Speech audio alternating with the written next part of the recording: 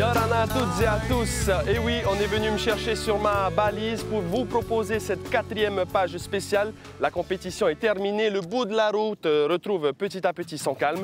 Julian Wilson a remporté la Billabong Pro 30 2017. On revient justement sur son parcours. C'est débat.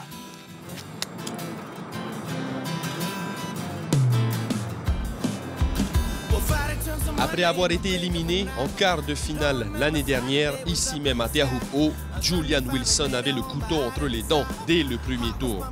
Opposé à Connor Coffin et Kanoa Igarashi, l'Australien se qualifie directement pour le 3e tour grâce à un combo de 12,77 sur 20. Dans le 3e tour, qui est une série à élimination directe, Julian Wilson n'a pas le droit à l'erreur face à un Italo Ferreira redoutable sur la gauche de Hawaii. Julian score un 8,33 et un magnifique 9,13 qui lui permettent de prendre le dessus et d'assurer sa qualification pour le 4e round.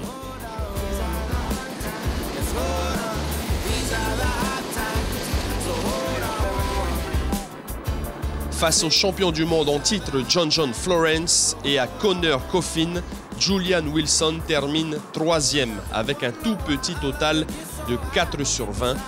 Il devra passer par le 5e tour de repêchage alors que John Florence se qualifie directement pour les quarts de finale.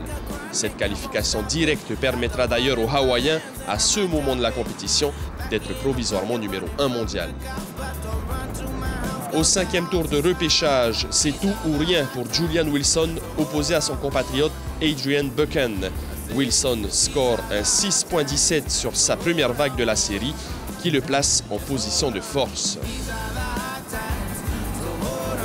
Sa deuxième vague, notée 8,07 grâce à des manœuvres puissantes et radicales, lui assure sa qualification pour les quarts de finale.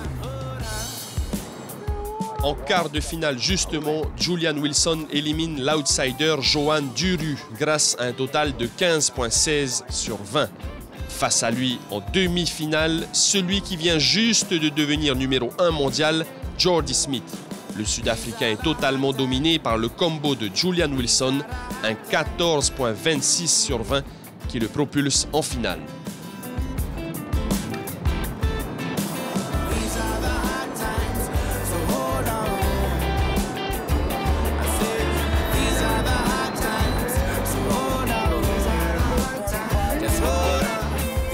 Pour la dernière marche à gravir avant la victoire finale, Wilson est opposé à une machine de guerre nommée Gabriel Medina.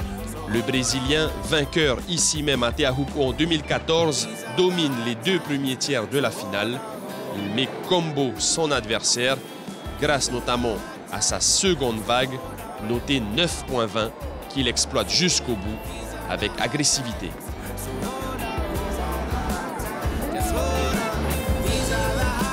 Après de 10 minutes de la fin, Wilson doit effectuer une remontée quasi impossible, mais cette belle vague à 9,23 lui permet de continuer à y croire.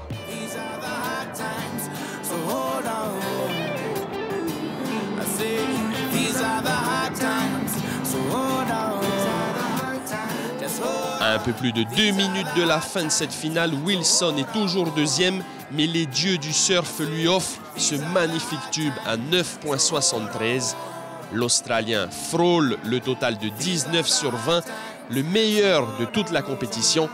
Il remporte sa première Billabong Pro à Teahupo'o. C'était 3 jours assez spéciaux. La compétition s'est enchaînée, les séries se sont disputées à la suite. Aujourd'hui, j'ai surfé 6 fois. On a fini avec des vagues magnifiques. C'est vraiment une belle compétition. Ici, je n'aurais jamais fait mieux qu'un quart de finale, donc je suis très content de l'avoir gagné. Et le sacre de Julian Wilson a été vu à travers le monde entier grâce au broadcast de la WSL. La WSL, justement, qui déménage tout dès le lendemain. On va voir comment ça se passe en coulisses. Suivez-moi.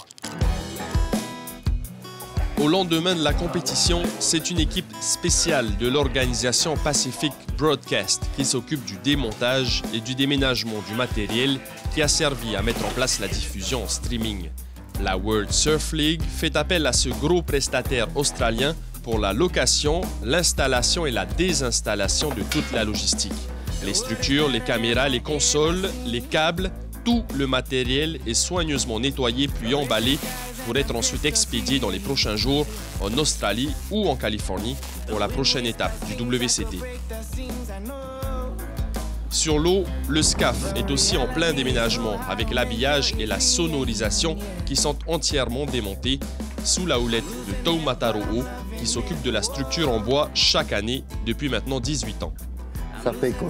2 semaines on est dessus. Là, on a une semaine de break. L'autre semaine, on va démonter. Ça va nous mettre 5 jours en tout. Et après, voilà quoi. On ramène la clé, tous les affaires dans le conteneur. Il faut tout démonter, il faut tout enlever les clous, il faut tout. Après, c'est un rangement aussi qu'il faut faire dans le conteneur. Plus les années passent, plus il y a plus de bois qui arrive à la PD, à les bouées, on est obligé de faire avec tout ça. Et la logistique ne perd vraiment pas de temps pour tout déménager, preuve que la Billabong Pro est bel et bien terminée. L'occasion pour nous de revenir sur les performances des 2 Tahitiens et des 2 Français. Regardez. Taumata Pohitini confirme son statut du Tahitien le mieux classé sur le circuit qualificatif en se hissant jusqu'en demi-finale des trials. Il s'incline face à l'Australien Nathan Edge mais se qualifie quand même pour le main event grâce à la wildcard réservée aux meilleurs Tahitiens.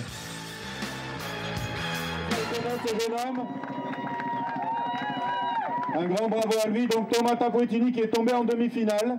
Des trials remportés par l'Espagnol Aritza Romburu. C'est sûr que je suis assez en confiance, mais je reste sur mes gardes. Hein. Tout le monde est très fort ici sur le récif, tout le monde peut gagner. Du coup, je prends cette compétition comme une autre et je vais essayer de faire de mon mieux. En main event, l'enfant de Papen'o passe par le round 2, celui des repêchages. Il s'incline devant Jordy Smith, le désormais numéro 1 mondial.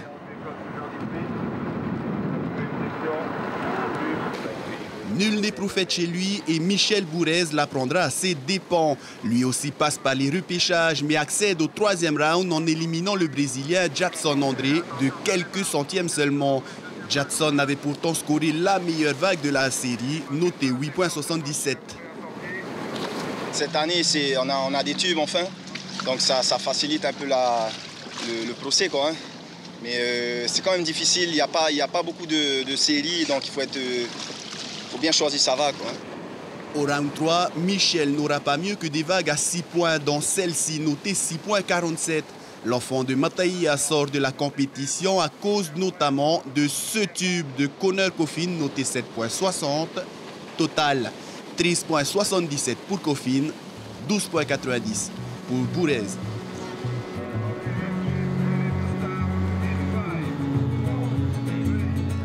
Softly now in the evening dusk, a woman is singing to me and she takes me back down the vista of my years until I see a boy, a child, underneath the piano. Pour le Réunionnais Jérémy Flores, l'entame de la compétition en terre haut n'a pas démarré sur de bonnes sensations. Dès sa première série, au round 1, face à Joel Parkinson, il a du mal à scorer. Les vagues ne sont pas au rendez-vous. Difficile alors d'imposer son style. Repêchage au round 2. La suite par contre sera différente. Au round 2 dans la 10e série, Jérémy Flores retrouve ses automatismes. La preuve avec 2 vagues magnifiques. La première notée à 9 points et la deuxième 9,77. Des notes quasi parfaites dans cette série. L'Italien Leonardo Fioravanti ne pourra rien faire devant cette performance de Jérémy. Qualification directe pour le round 3. C'était une série compliquée, j'ai réussi à avoir de bonnes vagues, c'est le plus important, ça fait juste du bien de pouvoir se lâcher un peu, pour apprendre des bons tubes. Et maintenant, troisième tour, j'espère faire la même. Après sa belle prestation, on se dit que la deuxième série du round 3 devrait passer, sauf qu'en face, il y a l'Australien Conor O'Reilly en pleine forme. Jérémy tentera de faire la différence, sauf que ses notes ne suivent pas. 7 points, 6.27, insuffisant. Élimination directe donc pour lui. Un résultat qui n'arrange en rien ses affaires, puisqu'il rétrograde à la 21e position dans le championnat mondial, soit 2 places de moins. Pour Johan Duru, le deuxième Français en course, l'aventure est totalement différente. Il réussit à passer tous les 3 premiers rounds avec succès. En passant, il détrône des pointures du circuit. Le premier à en faire les frais, c'est Jordy Smith, 3e mondial. Au round 1, il s'impose avec 12.26 au total. Le deuxième, ce sera Joel Parkinson, 6e mondial. Impossible pour l'Australien de passer Duru. Le Français, fin tacticien, réalise la meilleure performance avec 16.40. Au round 4, c'est Adrian Buchan qui s'incline face à Duru. Et une nouvelle fois, Jordy Smith, 12.33 au final. Par contre, au quart de finale, Johan Duru aura moins de succès face à Julian Wilson. L'Australien ne laissera aucune chance à Duru. Dès le début de la série, Julian plante le décor avec la meilleure vague notée 8.33 et une autre à 6.83. Johan Duru ne pourra rivaliser devant ses notes. Toutefois, cette victoire australienne n'entame en rien la motivation du Français qui a à cœur de faire encore mieux pour la prochaine étape à Hurley Pro en Californie. Déjà, je suis super content d'avoir fini 5e. Je suis super content et là, un peu la stratégie, il a gardé le pic au début, du coup, il a eu un 8 d'entrée, ça l'a mis dans le bon rythme. C'était plus de la stratégie là. Contre les meilleurs, il ne faut pas se louper. C'était donc le récapitulatif du parcours des Tahitiens et des Français. Maintenant que la compétition est terminée, on voit cesser le calme plat au village avec Ignacio Raveino et Sandro Oli. Aussitôt installés, aussitôt retirées les planches mises à la disposition des forains du PK0 par la commune de Teahupo'o. Pour nous, c'est une bonne nouvelle. Par contre, pour les forains, pas du tout. C'est leur gagne-pain. Car ceux-ci avaient 2 semaines pour gonfler leur chiffre d'affaires. Mais le main event ayant été écourté, le site du PK0 est désormais désert. Le gérant de ce snack est dépité, lui qui en l'espace d'une semaine réalisait 50% de son chiffre d'affaires annuel. Oui, c'est peu pour nous. On est venu ici, c'était pour la Billabong. Normalement, ça devait aller jusqu'au 22. Et là, ça s'est fini. Il y avait un court délai. Quoi. Nous, les forains, on s'est débrouillés à faire des animations les week-ends pour attirer du monde chez nous. Voilà, c'est notre théorie. Ouais. Car le bout de la route n'a jamais aussi bien porté son nom. Partie de billard improvisée, les forains eux-mêmes s'occupent comme ils le peuvent, alors que sur le stand de la Fédération tahitienne de surf, les derniers visiteurs se procurent des souvenirs de cette édition de la Billabong Pro Tahiti. Ils ont pu faire la compétition en 3 jours. Bon, c'est un peu court peut-être, mais c'est bien aussi pour les surfeurs professionnels, comme ça ils peuvent retourner dans leur famille. Bon, peut-être pour Teahupo'o, c'est un peu court parce que tout le monde est un peu déçu, mais c'est toujours comme ça quand quelque chose se passe bien. On est un peu déçu après, à la fin. Déçu à l'image de cette famille qui a emménagé au Fénois il y a à peine 1 mois. Ils se sont fiés aux dates diffusées à grande échelle et devront se contenter de ces quelques photos. Et oui, malheureusement, c'est déjà la fin de cette 4e page spéciale, mais ne vous inquiétez pas, on se retrouve l'année prochaine ici à Teahupo'o pour la Billabong 2018.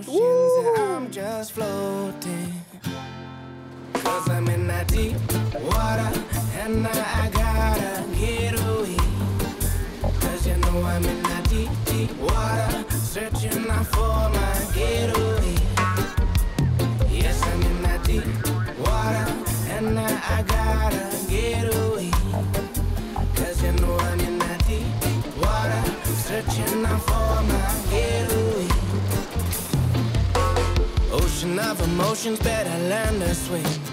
Got so many of them gonna fall victim. Good riddance, cause you know it's all fun and games and fun. Till the other fun and go. The world's going down, so I learn to fly. They don't appreciate the life till it's time to die. Really, really wonder why we even try. For the pain, for the love, or just for the high. Cause I'm in that deep water, and I gotta get away. Cause you know I'm in that deep, deep water, searching out for my getaway. Yes, I'm in that deep water, and I gotta get away. Cause you know I'm in that deep, deep water, searching out for my getaway.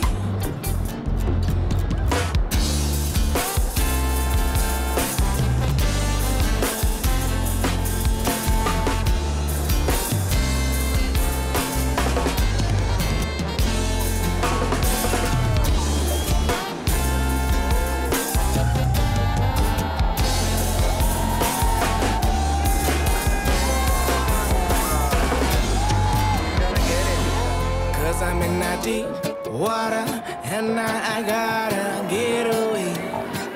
Cause you know I'm in that deep water, searching out for my getaway. Cause you know I'm in that deep water, and I gotta get away.